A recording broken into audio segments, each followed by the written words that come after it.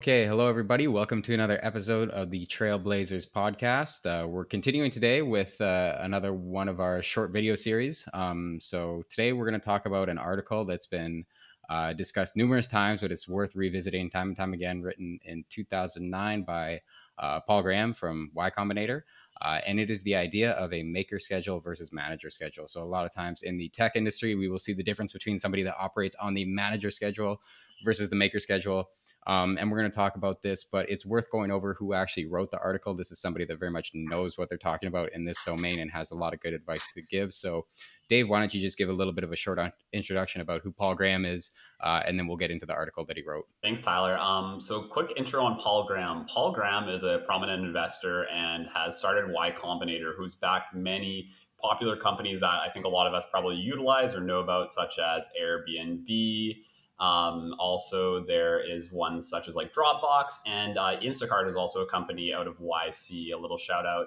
And so Paul Graham is very prominent in the space and has been an investor for all over 15 years and has a lot of really good insights into, say, how early tech companies or, say, software companies are being built. And yeah, I think that's kind of a really quick intro on Paul Graham. And Tyler, I'll throw it back to you. Yeah, absolutely. So the point of going over that is that this guy has, you know, been part of funding and investing in some of the most successful companies that we know today. A lot of these companies have makers and managers, so this guy knows what he's talking about. And he's been the maker in the past, and now he's the manager, and he has operated on both of these schedules. And so the article basically outlines that you have two types of people at one of these companies. You have a maker and a manager. And so the manager is usually the person that is in the position of authority or command, that is watching over the team, and their whole job is having meetings and making sure that all the right decisions are being made and setting things up for the future, and being the glue between all the different teams in the company. And so obviously their schedule works in 1 hour intervals. So it's like you have a meeting, you go to another one, and if there's a 1 hour block, you can do something in that, but then you go to another meeting afterwards. The people that are producing the work at the company, they operate on the maker schedule. So say you're a programmer or developer, you think a little bit differently. You don't think in those 1 hour intervals, those meeting intervals that the manager thinks about. If you're on the maker schedule, you're thinking in the shortest possible unit is usually a unit of half a day, because you want to get started on a project. You want to get a lot of that, get into a flow space where you're working hard. And the idea here is that, like, 1 hour really isn't even enough to get started on something. So it's like you really need that half day or a full day ideally. And so the point of the article that he's making in the beginning is that, that 1 hour meeting that you have in the afternoon, the cost of that for maker isn't just 1 hour. It's that entire afternoon, because you're breaking it up into two spots. They have to think about the meeting. That context switching costs a lot in terms of brain power. So you're not just taking away 1 hour, you're taking away the entire afternoon. And so it's really worth noting that and noting, and then it gets into some conversation about, okay, how can we make this schedules most efficient for makers and managers? And so it talks a lot about like time blocking and good strategies you can use there. But I think that one of the main takeaways is for managers and everybody else that's not on the maker schedule to understand how much this impacts the work that that makers are doing, and that your schedule operates out on a totally different mentality. I know in the past I've been more in the manager shoes at previous roles. Now I'm in a bit more of a maker space for my current job, but I don't know, Dave, you've been a lot in that maker space. So I'd kind of like to get your perspective on, what is that 1 hour meeting in the morning or the afternoon? What does that do to your workflow for the day? And how do you kind of combat that a little bit? How do you manage your schedule to deal with it? Yeah, for sure. I think previously to reading this article too, Tyler, I was always a little bit confused because I think sometimes like I have this kind of personality trait. It's called an achiever, but pretty much like what that means is I like to get as much done on a daily basis as possible. But I could never kind of like articulate in my head like why some days when I'd have like a 1 hour meeting that would say like be cutting up in my afternoon, I feel like I could never just get as much done in that day as I could in, say, like another day where I just like block off like 3 or 4 hours on my calendar and work on like a technically difficult task or something like that.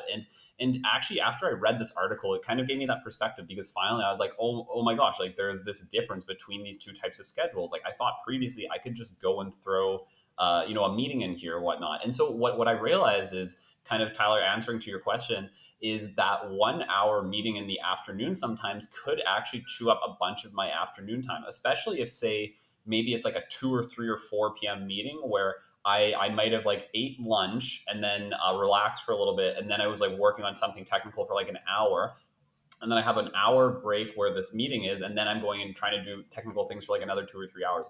It might just be almost like too much broken up over the course of that afternoon to actually get productive work done. And I think something too that Paul actually points out within this article is a lot of times I think there's like kind of a bit of a headwind for us to actually start a task. And if, say, I only have an hour until this next meeting that's going to pop up, I might not even want to start that task yet, because I'm like, I need probably at least 2 or 3 hours to get into like understanding like where this task is going, or figuring out the requirements to complete this task. And so then, that puts even more kind of like blockers in front of me to actually get started on this task and get going on it. One thing that I found really interesting within the article, and I'm just going to quote it over here, is Paul is basically saying when they were starting their own startup in the 90s, what he used to do is he would code from dinner until about 3 a.m. every day, and then he'd sleep until 11 a.m. And then from, he say, basically 11 to 5, he'd go and work on what's called business stuff. And I think my takeaway from this is something like this. I'm just starting a new job now, and I want to be really cognizant of this too. Setting off like time blocks for you to work, especially if you're a maker, on your technical things, or like artistic things, is, I think, very important, because you need to kind of hit into these flow states that Tyler was talking about previously too. And like, once you hit this flow state, I feel like you can do so much in that flow state, like especially if you're like really enjoying the work that you're doing and you're productive. But like the main difficulty is getting into that flow state to begin with, right? And so if you're a maker and you kind of like cut off your schedule too much into these like meetings and all across your day, what you'll end up feeling at the end of the day is like, I wasn't really able to get like nearly as much done as I wanted to, because I just had all these tasks spread out throughout the day. And so I think one thing that, like, say, like as a maker, we can be cognizant about is trying to kind of set up like healthy meeting schedules, or also like healthy boundaries for ourselves, like within these positions, so we can achieve and get as much done as we'd like, where like also making sure that we stay connected to our teams, because we do need to be connected to our teams in some sense or another. Tyler, any thoughts on kind of what I'm sharing right now? Yeah, absolutely. I think those are really good points.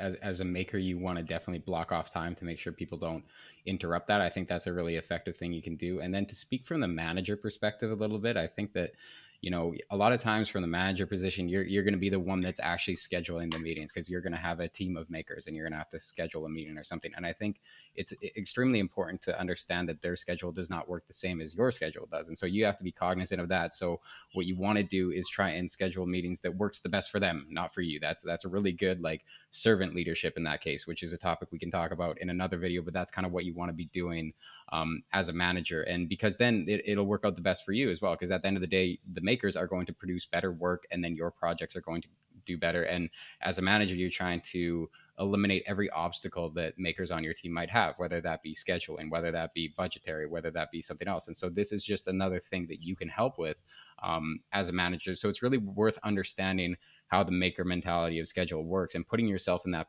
position and trying to be a maker, maybe in your personal life or something like that, and really realizing that, half a day of work or a full day of work with no meetings is ideal, and you get into that flow state, and so you can sympathize with the makers a little bit better. So I mean, I would really advocate for that, and we're seeing a lot of company cultures that are shifting towards this. A lot of places are implementing things like quiet Fridays or stuff like that, where nobody's allowed to schedule meetings on a certain day of the week. So stuff like this can be really effective for a company culture change.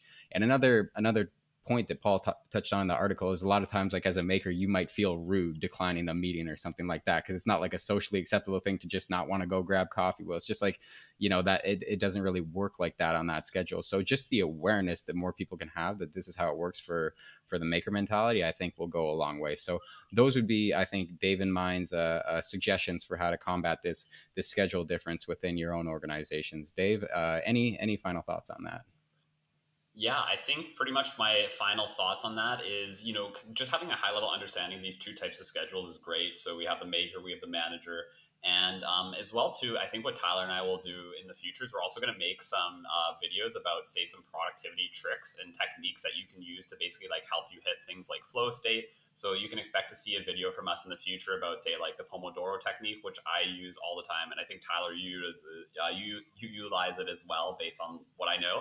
And so I think, hopefully these techniques will help you guys in your work and your productivity. And, as always, just having a little bit more information about these types of things will help you. It might not be useful to you all the time, but just knowing there's these different types of schedules can help you and your team and kind of with your working dynamics. So hope you guys liked the video today. As always, if you have enjoyed it, please give us a thumbs up and a subscribe. That helps us beat the YouTube algorithms. And we will look forward to seeing you again soon.